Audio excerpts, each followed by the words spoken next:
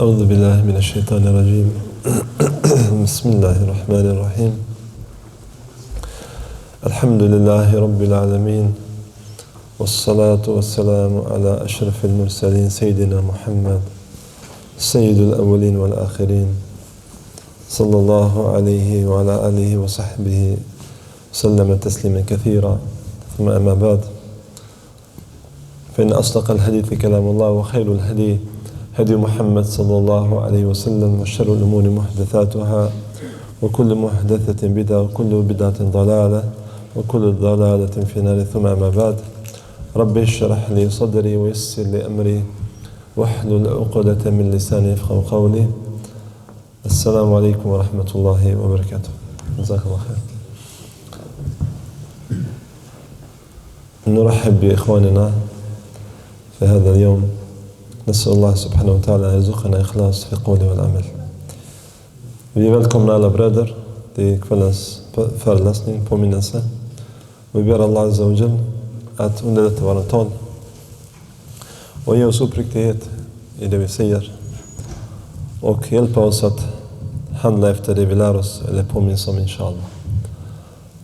Vi kommer inshallah avsluta ikväll eller idag sista verser på Surat Naziat. Surat Naziat. Vi har ett par verser kvar inshallah. Och vi kommer avsluta eller avrunda denna kapitel ikväll inshallah. Vi ber Allah Azza wa Jal om underrättelse. Och den här avslutningen är mycket stark också. I denna kapitel, som i förra kapitel, pratar mycket om domedagen. Och Allah Azza wa Jal avslutar denna kapitel om att prata om det viktiga ämnet också. För att påminna oss ännu en gång i början av kapitel om domedagen, i mitten av kapitlet och sen i slutet också av kapitlet, av samma kapitel också handlar om domedagen. Och jag tänkte inshallah inleda med att nämna några domedagstecken. Som vi alla vet, det finns stora domedagstecken och det finns små. هناك علامات الساعة الصغرى وعلامات الساعة الكبرى. وهذه أواخر سورة النازيات تتكلم عن الساعة. الله عز وجل ذكر في بداية السورة تكلم عن يوم القيامة، وفي وسطها وكذلك ختم السورة بها بحديث عن الساعة. فأنا كنت أحب إن شاء الله نبدأ الدرس اليوم بذكر بعض العلامات الساعة الصغرى نذكرها إن شاء الله الجاي دون التفسير. Och vi tänkte inshallah inleda som sagt med att nämna några av dessa små domedagstecken. Det finns stora och det finns små. Och vi kommer känna igen många av dem. Den första är, och dessa är tagna från hadither. Jag kommer inte citera hadither utan jag kommer bara att citera tecken. Det första som jag nämner ikväll är när alkohol sprids. Av domedagstecken, av små domedagstecken, att alkohol sprids. Och vi ser idag, subhanallah, överallt. Muslimska länder, som icke-muslimska länder, tyvärr. Alkohol har spridits jättemycket. Bland gamla, bland unga, bland icke-muslimer, bland muslimer, bland kvinnor, bland män. Subhanallah. Och den är moden av allt det onda, som profeten sa i en hadith, al-khabaith. Alkohol, den är moden eller orsaken till allt det onda. När man dricker, man kan göra vad som helst. Man kan döda sin egen far, sin egen mor, man kan skada sig själv, döda sig, vad som helst. Så därför kallar profeten i hadith moden till ondskan, alkohol. Därför Allah har strikt förbjudit den i många verser i Koranen. Och efter det, omoral, när omoral sprids, uttryckt, som vi ser också här idag, subhanallah. Omoral sprids jättemycket, överallt. Vi ber Allah Azza wa Jal att bevara människorna, att vägleda människor, att skydda muslimer från omoral. Unga som äldre har hamnat i den här stora prövningen, att de har hamnat i omoral. Vi ber Allah Azza wa Jal att vägleda dem och skydda dem från omoral.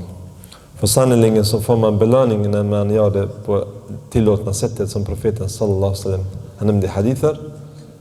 Och när man är omoral så får man synd. Så sahaber, när profeten sa till dem, om man gör det på tillåtet sätt, om man har den intima relationen, så sa sahaber, ja Rasulullah, får vi belöning? Han sa, skulle ni inte få straff om ni gör det på otillåtet sätt? De sa, ja, det skulle vi göra. Samma sak sa han, sallallahu alaihi wasallam, så får ni belöning när ni gör det på halal sätt. Och vi ber Allah att hjälpa eller gifta våra unga, både bröder och systrar, i underlätta giftermål för dem, så de får inshallah komplettera sin religion med detta inshallah. Och också för domedagstecken när mord sprids, bröder.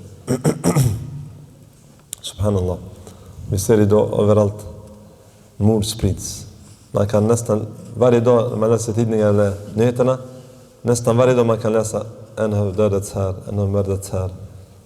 I lilla Sverige, för att inte prata om andra större länder, det finns mycket mer kriminalitet, mycket mer mord. Subhanallah. Det kommer komma en tid som profeten sa, då den som är mördad kommer inte veta varför han är mördad. Och han som har mördat honom kommer inte veta varför han har mördat honom. Subhanallah. Tiden av omprövningar. Mycket svåra tider. Så vi ber Allah skydda oss. Skydda muslimerna.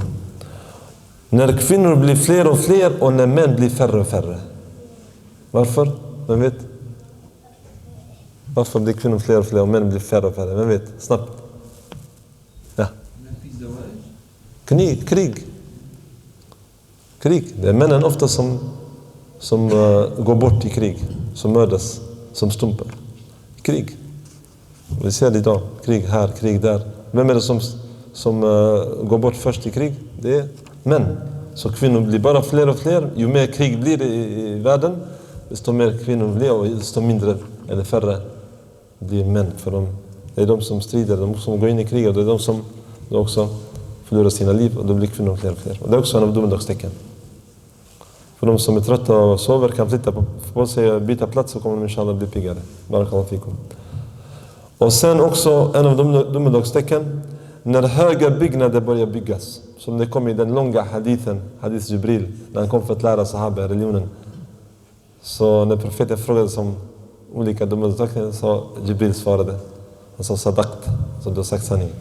Så också här nämns att när höga byggnader, de kommer tävla i, vi ser idag, folk tävlar speciellt, som det nämns i denna hadith. När fårherdar börjar tävla i att bygga höga byggnader. Vi vet att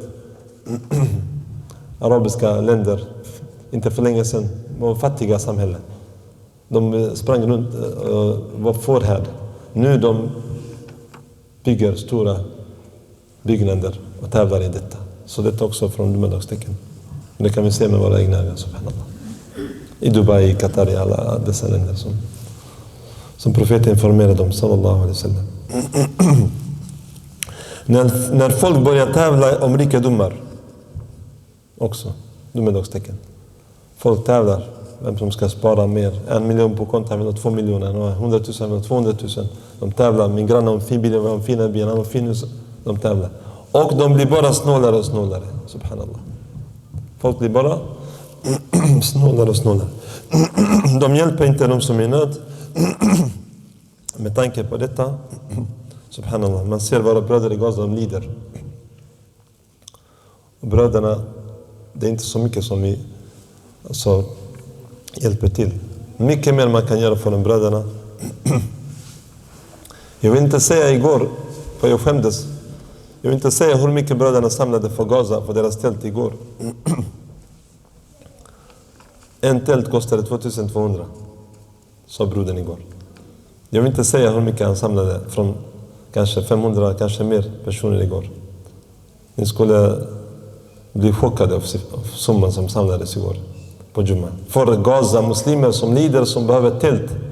För de ska skydda sina barn från kylan och regn och allt annat. Så de inte utsätter dem för fara för deras liv. Spännande. Men ni vet hur mycket samlades igår? Vill ni veta? Du vill veta? 5 000 kronor. Det är 2 tält. Och det finns 1,5 nästa miljoner som är utan hus i Gaza idag. Det där borde en person som har lite bra ställt ekonomiskt. Det där borde en person gett igår.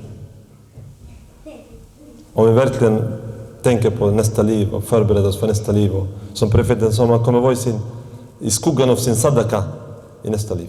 Man kommer vara i skuggan av sin sadaka på domedagen. Alltså skyddad från helvetes eld.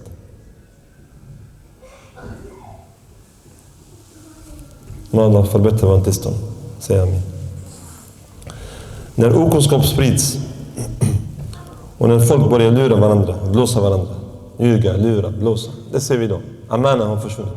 Så profeten sa, när amana försvinner, vänta domedagen. Förvänta domedagen, sallallahu alaihi wasallam. Folk är inte pålitliga idag. Mycket lögn, mycket lureri, mycket sånt som sker. Tyvärr bland muslimer. Vi ber alla vägleda oss. När kvinnor börjar gå runt omoraliskt klädda, som det nämns i hadithen, kasiyat och ariyat, påklädda fast utan kläder, eller mycket lätt klädda eller dåligt klädda. Och det är också domedagstecken som profeten sa, de kommer inte känna lukten, de kommer inte till Jannah och de kommer inte känna lukten av Jannah. Och en annan hadith, något skrämmande som profeten sa, det gäller systrar speciellt, att han förbannade, la'an Allah al-mutashabbihati birijali min an-nisa. Allah förbannade de kvinnor som efterliknar män. Och mutashabbihina min rijali bin nisa. Och de kvinnor, eller de män som efterliknar kvinnor. Profeten sallallahu alaihi wasallam informerar oss, det är mycket skrämmande, den här frågan. Och sen, alla dessa som jag nämnde tills nu, det är ungefär 9 stycken. Alla har inträffat, eller hur? Vi ska nämna inshallah 2 eller 3 som inte har inträffat, en av de små domedagstecken. Som många har inträffat, som de lärde säger. Och en av domedagstecken också, när turkar går i strid med persier. Och vi ser idag, subhanallah, det är om vatten, det är problem, det är nästan, konflikten har nästan brutit ut mellan turkar och då, alltså persier egentligen, alltså de som är från Iran, som är från Irak, det är de som styr Irak också. Och det är mycket konflikt nu om vattnet, jag vet inte hur mycket ni följer nyheterna. Subhanallah. Så profeten sallallahu alaihi wasallam har underrättat att det kommer att vara krig, strid, konflikt mellan persier och turkar, också domedagstecken. När elden kommer upp från El-Hijaz, vem vet vilken område är Hijaz? Hijaz, men jag vem vet? Hijaz är känt för dagens Saudi. Vi brukar säga Saudi på svenska. Alltså den området. När stor eld kommer upp därifrån och börjar gå åt andra håll. Också domedagstecken. Också en mycket skrämmande domedagstecken när människor kommer önska sig döden på grund av alla prövningar som uppstår. Man kommer gå förbi sin brors grav och säga, önska att man var på hans plats. Subhanallah. Tänk dig, stora prövningar kommer komma. Badiru bil a'mali fitanan qaqita'ati layli muzlima. Profeten sa sallallahu alaihi wasallam, påskynda er med goda handlingar. Gör goda handlingar, beväpna er, förbered er med kunskap, med mycket ibadah, med mycket gott innan de stora prövningarna kommer. Som en del av den mörka natten, säger. Man ska inte vänta som vi säger, vi väntar när det blir svåra tider vi börjar göra ibadah. Nej. Ibadah man ska göra redan nu när man har det bekvämt, man ska sträva och kämpa. Och de lärde sig att Imam Ahmed, rahimahullah, han klarade inte prövningen när han sattes på stora prövning, när de ville tvinga han säga att Koranen är skapad, att Koranen inte är Guds ord och så vidare. Så han ville inte säga att den är skapad. Han stod emot. Och de lärde sig, vad gjorde Imam Ahmed så stabil och stark? Att han klarade av den stora fitnan. Han fängslades, han hotades att dödas och så vidare, men han sa sanningen, oavsett vad. Han var beredd att betala priset. De lärde sig att hans dyrkan var det som stabiliserade honom. Imam Ahmed återberättas att han brukade be dagligen 300 räcka till Allah subhanahu wa ta'ala. Frivilligt. Inte 3 eller 5 eller 10. 300 stycken dagligen. Mellan duhur och fajr, och mellan fajr och mellan duhur och asr, så vidare. De tiderna som profeten brukar be duha, 8 räcka brukar han be. Profeten sallallahu alaihi wasallam. Och de lärde sig att dörren är öppen. Det är inte så att om man ber mer än 8 att man gör bidda, som vissa tror. Utan man kan utöka den här frivilliga bönen som de lärde sig al-babu fi sa. Yani öppet för de som vill dyrka Allah Azza wa Jal, utöka sin ibada, och de stora lärda brukade dyrka Allah Azza wa Jal och utöka sin ibada och göra mycket frivilliga böner för att närma sig Allah subhanahu wa ta'ala, för att få stabil iman. Så det minsta man kan göra 8 räcka. Eller hur? Duha, så kallat. Profeten brukade be sallallahu alaihi wasallam duha i form av tacksamhet till Allah subhanahu wa ta'ala. Så man kan göra detta inshallah också, för att då kommer man nära Allah subhanahu wa ta'ala, som Allah säger i den hadith qudsi: وَلَا يَزَالُ عَبْدِ يَتَقَرَّبُ إِلَيَّ بِالنَّوَافِلِ حَتَّى أُحِبَّهُ. Samtidigt så Allah säger, så kommer min tjänare närma sig med de frivilliga böner och frivilliga handlingar ändå fram tills jag älskar honom. Subhanallah. Och ulama, de förstod detta på det bästa sättet. Förstår du, han bad så många räcker. Han ville komma nära Allah, han ville förtjäna Allahs kärlek subhanahu wa ta'ala. Men hur många tänker på detta? Vi sitter istället från fajr till duhur och scrollar och telefonen och det ena och det andra, men vi kanske tänker inte ens att be 2 räcker duha till Allah subhanahu wa ta'ala. Och det är jätteviktigt att tänka på detta, bröder. Barakallahu fikum. Tillbaka till kvällens påminnelse. Och det handlar som sagt om sista versen på surat An-Naziyat. Allah säger subhanahu wa ta'ala: يَسْأَلُونَكَ عَنِ السَّاعَةِ أَيَّانَ مُرْسَاهَا. Och de frågar dig om Muhammed om den yttersta stunden. För kuffar provocerade profeten sallallahu alaihi wasallam hela tiden. De försökte fråga olika frågor för att de vill att han inte ska kunna ge dem svar. De provocerar honom och brukar testa honom, och han har svar på vissa frågor som judarna också gjorde. De frågade honom om Allah, beskriv Allah till oss och så vidare. Så han väntade på wahy, surat Qul huwallahu ahad, så vidare. Så han väntade på wahy, det budskapet kom. Så de sa, kolla, Allah har lämnat, hans Gud har lämnat honom. Så Allah uppenbarade verserna till Qul huwallahu ahad. Säger han, Allah den enda, Allah samad, han som inte behöver någon, som alla behöver subhanahu wa ta'ala. Lam yalid wa lam yulad wa lam yakul lahu kufuwan ahad. Så han informerade dem om detta.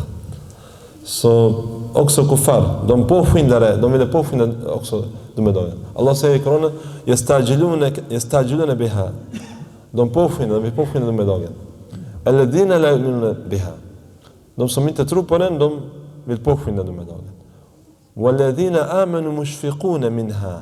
Och de som tror, de fruktar den. وَيَعْلَمُونَ أَنَّهَا الْحَقِّ. Och de vet att den är sanning, domedagen alltså. Så de säger till Muhammed: när kommer domedagen uppstå, Muhammed? När kommer domedagen uppstå? Den yttersta dagen, som Allah säger: inna sa'ata la'atiyatun la rayba fiha walakin akthar an-nas la yu'minun. Den yttersta dagen, eller stunden, kommer. Det råder ingen tvekan om detta, men de flesta människor vill inte tro. Subhanallah. De flesta människor vill inte tro. Allah säger en vacker vers: Tabaraka alladhi lahu mulku samawati wal ard wa ma baynahuma wa indahu ilmu as-sa'a wa ilayhi turja'un. Prisad vara han som har makten i himlen och jorden och det som är mellan dem. Och sen säger han: wa indahu ilmu as-sa'a. Och det är endast han som har kunskapen om domedagen. Wa ilayhi turja'un. Och ni kommer tillbaka till honom subhanahu wa ta'ala. Så sahabi frågade också om domedagen. Som ni minns hadithen, när en sahabi kom till profeten, han sa: Mata sa ya Rasulullah. Inte för att de tvekade om den, utan för att de vill förbereda sig. Därför frågade profeten honom: Mada adatta laha. Han svarade med en fråga. Han sa: vad har du förberett för domedagen? Sallallahu alaihi wasallam. Han sa inte mycket fastan, alltså frivillig då, och inte mycket bönen. Men han sa: inni uhibbullah wa rasul. Han sa: jag älskar Allah, han sände bud. Så profeten sa: man kommer vara med dem man älskar. Sahaba sa: Allahu akbar. De sa: vi har aldrig varit mer glada än den dagen. När profeten svarade till honom, när han sa: man kommer vara med dem man älskar, Sahaba blev mycket glada och sa: vi har aldrig varit lika glada som den dagen. När profeten informerade oss om att vi kommer vara med honom i Jannah, inshallah. Så Allah subhanahu wa ta'ala säger vidare: ila rabbika muntahaha fima anta min dhikraha. Fima anta min dhikraha. Hur skulle du kunna yttra dig om den, om Muhammed? Allah svarar till honom och säger till honom. Och i tafsir här i denna versen, så de lärda säger: hur skulle du kunna yttra dig om den yttersta stunden du inte har kunskap om den, Och när du inte är förpliktad till detta heller. Utan du är endast förpliktad att förbereda dig för det. En tafsir låter så här. Allah Azza wa säger till honom, hur kan du utreda dig om den? När du inte är förpliktad att informera om den, utan du är endast förberedd att förbereda, eller förpliktad, beordrad att förbereda dig för det. Så som han lärde sahaba. Ila rabbika muntahaha. Endast din Herre som har kunskap om den. Som Allah säger i Koranen, inna Allah indahu ilmus sa'a. Sannoliken så är det endast Allah som har kunskapen om den stunden, yttersta stunden. Wa indahu mafatihul ghaib la ya'lamuha illa hu. Och det är endast han som har nycklarna till det dolda. Och bland det dolda tillhör också domedagen. Och bland det dolda också tillhör vadå? Våran ajal. Det är ingen som vet när han ska dö. Det är också bland det mafatihul ghaib, de nycklarna som Allah har. Den kunskapen om det dolda som endast Allah har. Också våran ajal, när vi ska dö, hur länge vi ska leva. Också domedagen, mina ädla bröder. Det är ingen som vet om den förutom Allah subhanahu wa ta'ala. Man hör vissa sekter både inom islam och andra att de har fått kunskapen om den. Men det är, enligt Koranen så är det bara Allah som vet. Ingen ängel, ingen profet har fått kunskap om den. Innama anta munziru man yakhshaha. Och den är mycket stark vers. Allah säger, du är bara varnare till den som fruktar den. Och Imam Sa'di, en stor lärd från Saudi, han säger, sannoliken så kommer din varning om Muhammed hjälpa endast de som fruktar stunden. Alltså den yttersta dagen. Den kommer hjälpa dem. Den kommer gynna dem. Endast de som på riktigt fruktar den. Och mötet med Allah subhanahu wa ta'ala. De kommer bry sig om den. De kommer bekymra sig över den. De kommer förbereda sig för den. Och sen säger vidare Imam Sa'di, säger vidare, och de som inte tror på den, de kommer inte bekymra sig för den. De kommer inte förbereda sig för den och sträva efter att kämpa, att förbereda sig för den yttersta dagen. Utan det är bara de som tror som kommer, den här varningen kommer gynna dem. Och det måste man fråga sig själv. Och det är en imamfråga. Hur mycket förbereder vi oss för domedagen? Mina ädla bröder. Sahaba tävlade i detta. Radiyallahu anhu. Vi vet om, det är inte så att de gav pengar till fattiga muslimer som vi behöver lära oss från dem. Igår när vi skulle skänka till Gaza, vi borde tävla till detta som sahaba gjorde. De tävlade vem som ska ge mer. Men vi tvärtom. Det känns som att man tävlar vem som ska ge mindre. La hawla wa la quwwata illa billah. Det är katastrof. Våran tillstånd, våran situation och vårat fall med sahabas fall, det är som dag och natt, bröder. Wallahi, det är sanningen. Vi ska inte ljuga för varandra, vi ska vara uppriktiga. Vi och sahaba är det som dag och natt. Det är sanningen. Alla vi. Utan undantag. Med imamer och de som under imamer och alla andra. Vi är som dag och natt med sahaba. De tävlade, strävade och kämpade och tävlade i det goda som vi såg från deras liv. Och det är det vi behöver bli bättre på. De tävlade varför? För de ville verkligen, som Allah säger, وَالَّذِينَ آمَنُوا يَعْلَمُونَ أَنَّهَا الْحَقِّ. De som troende vet, de är övertygade om det är en sanning. Om att vi kommer stå framför Allah Azza wa Jal och beräknas. Därför hade vi verkligen haft övertygelse, så hade vi varit mycket bättre. Så hade vi samlat 50 000 igår istället för 5 000. Det var våra bröder som lider i Gaza. De hade redan samlat 1000 tält, alltså pengar för 1000 tält. Målet för 4000 tält. Men de samlade för 2 tält igår. 1002. Och vi vet att vi kan. Halmstad moskén är känd för detta. Men vad är det som har hänt? Jag vet inte. Vi ber Allah Azza wa Jal att underlätta och vägleda oss. För jag hade hoppats igår verkligen. Alltså brodern, när han pratade igår, förklarade tillståndet. Wallahi, man fick tårar i ögonen. Och deras situation. Och vi vet alla hur de har det. Och vi ser alla vad som händer där. Och att man ska samla på en jumma. Det finns så många personer. 2 tält endast. Det är wallahi, det är väldigt sorgligt, man kan säga så. Man blir väldigt chockad, wallahi. Så sahaba tävlade om att göra det goda. Vi såg Abu Bakr och Omar, de bästa av de sahaba, hur de tävlade i detta för att belåta Allah subhanahu wa ta'ala. Och sen, jag avslutar med en vacker vers som suran avslutar med. كأنهم يوم يرونها لم يلبثوا إلا عشية أو ضحاها. Den dagen de ser, när de dagen uppstår, de ser den med sina egna ögon, de övertygas, de ser allting, helvetet och Jannah och paradiset och allting, änglarna och allting. De kommer vadå? Det kommer verka كأنهم لم يلبثوا إلا عشية أو ضحاها. Som att de har bara varit en kväll eller en förmiddag på den här dunja. Det kommer kännas så. För de som är i Jahannam kommer Allah fråga dem: Kam labithtum fil ardi adad sinin? Hur länge har ni varit på den här jorden? De kommer säga: Labithna yawman aw ba'da yawm, som vi nämnde igår på predikan. De kommer kännas för dem jättekort. Den dunja var jättekort. Den dunja som de lärde sig, den dunja som de bytte ut mot sin akhira. För den här dag, eller en del av dagen som de säger, som Koranen informerar oss, de har sålt sin akhira bara för den här en dag eller en halv dag. Eller som Allah säger här, illa ashiyatan aw duhaha. På den dagen de ser den, de kommer kännas som att de endast varit eller vistas på dunja som en kväll eller en förmiddag också. På den här dunja, den är otroligt korta dunja, som i jämförelse med akhira, det som profeten sa i den hadithen, han sa jämförelse dunja med akhira, han sa det som när någon lägger sin finger i havet och han ser, kolla hur bildmässigt han förklarar akhira. Han sa när någon lägger sin finger i havet och sen han kan se vad som kommer fastna på fingret, en liten droppe eller 2 droppar. På det här sättet profeten sallallahu alaihi wasallam jämför akhira, det är som resten av havet, och dunja, det är som den droppen eller 2 droppar som blir kvar på ens finger. Subhanallah. Det finns inga jämförelser. Subhanallah. Tänk er, bröder. Någon som har testat den här. Gå till havet och lägg din finger i, doppa din finger och sen ta upp den. Du kommer se en droppe, max 2 droppar kommer vara kvar. Och det här är dunja och resten det är akhira. Allahu akbar. Hur profeten lär oss sallallahu alaihi wasallam.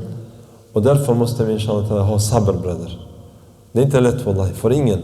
Alla har ju olika prövningar i dunja. Men man måste ha sabr för Allah, för att hålla kvar religionen, för att praktisera religionen, för att kalla till religionen. Oavsett vilka prövningar man får, och alla går igenom prövningen. Vissa i hälsan, vissa i familjen, vissa i ekonomin. Men vi måste hålla oss kvar vid religionen, vi måste praktisera religionen. Vi måste predika och förmedla religionen, och vi måste ha sabr i detta. Fortsätta, för den här dunja, den är kort. Och inshallah snart kommer vi möta Allah Azza wa Jal, och han kommer fråga oss för det vi har gjort och belöna oss för det vi har kommit med på de här dagen med de goda handlingar, och fråga oss och allt som vi har gjort, vad vi har gjort, hur vi har gjort det, om vi har gjort det som Allah subhanahu wa ta'ala har beordrat oss att göra, eller om vi har slarvat med de gåvorna som han heter subhanahu wa ta'ala. اقتربت الساعة وانشق القمر أتى أمر الله فلا تستعجلوه. Allah säger i vissa verser, han säger de dagarna har kommit. Subhanallah. Han målar upp det när man läser Koran, när man läser, som att den redan har uppstått. Subhanallah. På ett mycket, som Allah säger i en annan vers. وَلْتَنْظُرْ نَفْسُ مَا قَدَّمَتْ لِغَدْ وَاتَّقُوا اللَّهِ. Frukta Allah, säger han, och låt varenda en av er se vad ni har förberett för imorgondagen. Alltså som det dumma dagen kommer uppstå imorgon. Så Allah målar upp det här i den här suran. وَلْتَنْظُرْ نَفْسُ مَا قَدَّمَتْ لِغَدْ وَاتَّقُوا اللَّهِ إِنَّ اللَّهَ خَبِيرٌ بِمَا تَعْمَلُونَ. Frukta Allah och se vad ni har förberett för morgondagen. Alltså för dumma dagen som är morgondagen. Och Allah ser här, och frukta Allah igen, säger han. Inna Allah khabirun bima ta'malun. Allah vet sanningen. Han är underrättad om det ni gör. Så bröder, barakallah fikum. Kämpa, planera, gör da'wa, kalla till Allah, samla er, sprid inte er. Var inte som profeten sa sallallahu alaihi wasallam: La tadhalamu, wa la tabaghadu, wa la tanajashu. ولا تظالموا وكونوا عباد الله إخوانا. Hata inte varandra, vänd inte ryggen till varandra, var inte orättvisa mot varandra, var Allahs tjänare bröder. Kunu ibadallah ikhwana, som Allah säger, som profeten sa. Var Allahs tjänare bröder. Om ni är riktiga Allahs tjänare, ni kommer vara bröder med varandra. Ni kommer lyckas sprida islam, hjälpa de som inte praktiserar islam. Ni kommer vara duktiga i detta, enas i moskén. För om vi splittras i moskén, hur ska vi enas där ute? Vi har problem med vissa moskébröderna, baktalar varandra, de splittras i jamal, de splittras i styrelse, de har problem, de delar sig. Vi har sett i vissa städer, la hawla wa la quwwata illa billah. Hur ska man uppnå framgång när man splittras i sin egen moské? Så vi ber Allah vägleda oss och vägleda alla bröder och hjälpa er att enas i den här moskén, att planera hur vi ska vidare inshallah. Kalla till Allah subhanahu wa ta'ala. För ansvaret ligger på oss bröder. Ansvaret ligger inte på dem som är där ute som varken ber eller kommer till moskén.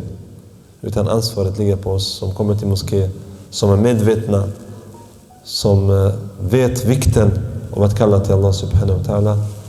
Så kommer ni inshallah nå framgång i dunya och akhira. Barakallahu fikum. Subhanak Allahumma wa bihamdik. Ashhadu an la ilaha illa anta. Astaghfiruka wa atubu ilayk.